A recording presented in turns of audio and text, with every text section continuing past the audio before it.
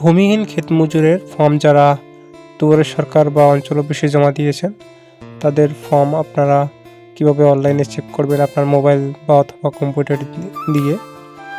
তো চেক করার জন্য অবশ্যই আপনাদের সর্বপ্রথম আপনার মোবাইলের বা কম্পিউটারের গুগল ক্রোম ওপেন করতে লাগবে।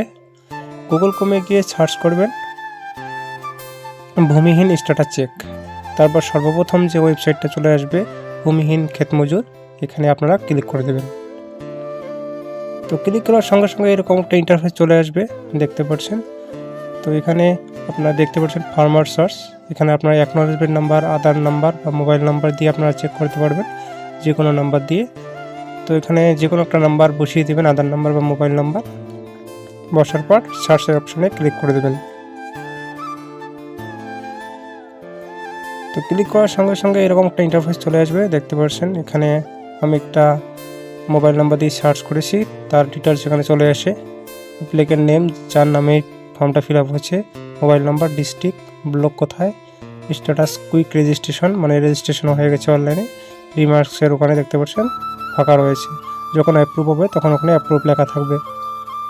তো এই হলো প্রসেস, এইভাবে আপনারা দেখতে পারবেন। ধন্যবাদ সবাইকে।